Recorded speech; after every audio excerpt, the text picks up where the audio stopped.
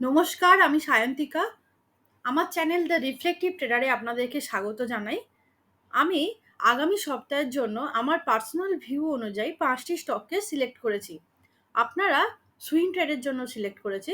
আপনারা আপনাদের ভিউ অনুযায়ী অথবা তার সাথে রিস্ক ম্যানেজমেন্ট করে অথবা আপনাদের ফিনান্সিয়াল অ্যাডভাইজারের পরামর্শ নিয়ে আপনারা এটা 5টা স্টককে সিলেক্ট করতে পারেন। ভিডিওটা পুরোটা দেখবেন। কেন আমি স্টকগুলো সিলেক্ট করেছি সেটা বিস্তারিত বর্ণনা করা আছে। আপনারা জেনে বুঝে তবেই কাজ করবেন। আসুন, ফার্স্ট স্টক ফিনোলেক্স কেবল। ডেলি চার্টে আমরা দেখতে পাচ্ছি ফিনোলেক্স কেবল এই স্টকটা ডাব্লু প্যাটার্ন করেছে। দেখতে পাচ্ছেন, এটা ডাব্লু প্যাটার্ন করেছে। এখানে আমার বাই এন্ট্রি, এখানে আমরা এন্ট্রি নিতে পারি 865 লেভেলটা। আমি প্রত্যেকটা স্টকেরই এন্ট্রি, এসএল এবং টার্গেট আপনাদের সাথে শেয়ার করব। এন্ট্রি 865 এবং এসএল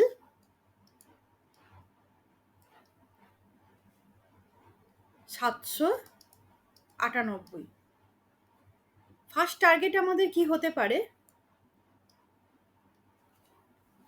ফার্স্ট টার্গেট হতে পারে 925, টার্গেট 2 965।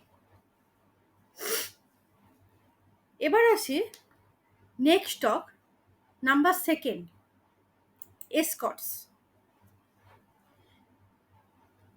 এই এসকট স্টকটাতেও আমরা বাইয়ের দিকে ভেবেছি, সুইং ট্রেডের জন্য ভেবেছি। দেখুন, এই স্টকটা সিলেক্ট করার কারণটা হলো, এটা বাছাইয়ের কারণটা আপনাদের বলি।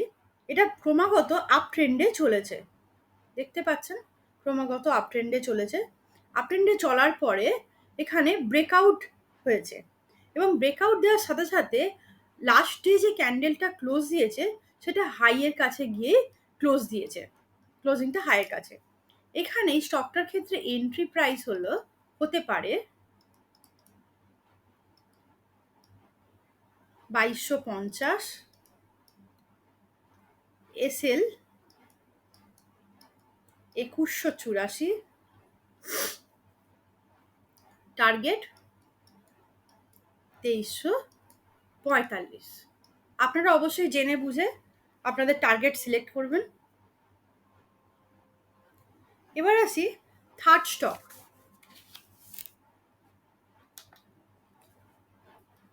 থার্ড হলো অ্যালকেম। এই অ্যালকেম স্টকটা বাছাইয়ের কারণটা আপনারা একবার ভালো করে দেখুন। অ্যালকেম স্টকটাও দেখছেন যথারীতি আপ ট্রেন্ডের মধ্যে আছে।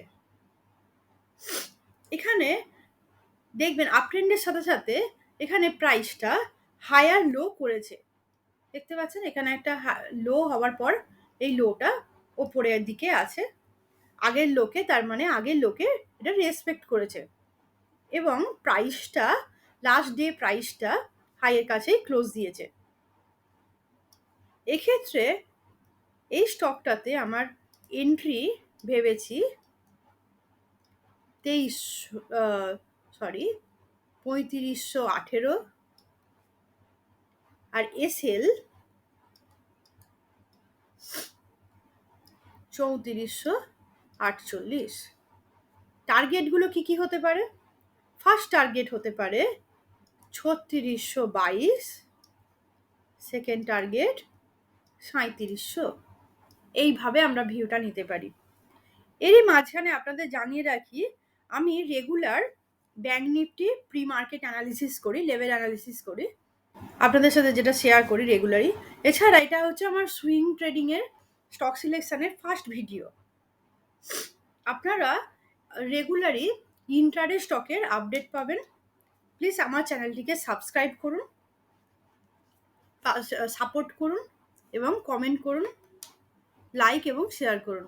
এবার আসি ফোর্থ স্টক, ফোর্থ স্টক হলো ইনফোসিস। ফোর্থ স্টক ইনফোসিসটা দেখুন, ডেলি চার্টের ফরমেশনটা একবার দেখুন আপনারা। এখানে দীর্ঘদিন ধরে প্রাইস রেঞ্জ করেছিল এবং যথারীতি আপ ট্রেন্ডের মধ্যে আছে, কিন্তু দীর্ঘদিন ধরে দীর্ঘ কয়েকদিন যাবৎ এপ্রিল মাস থেকে আমরা দেখতে পাচ্ছি প্রাইসটা রেঞ্জের মধ্যে ছিল।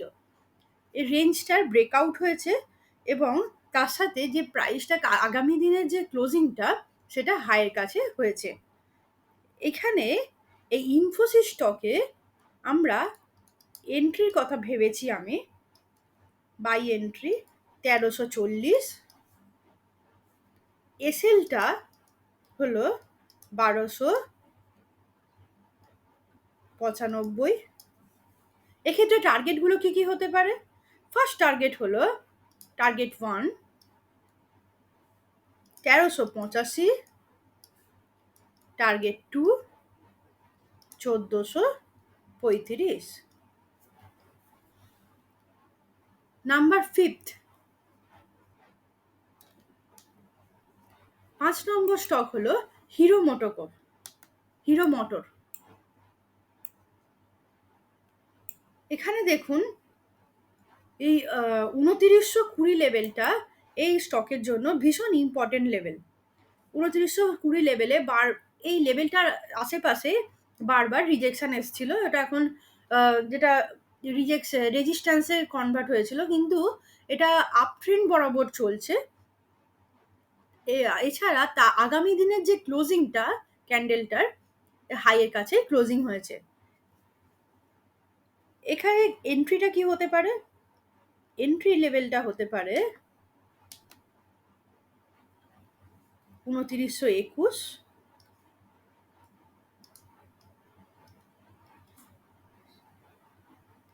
এসএলটা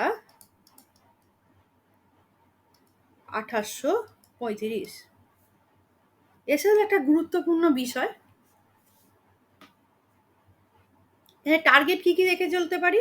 ফার্স্ট টার্গেট হতে পারে আমাদের T1,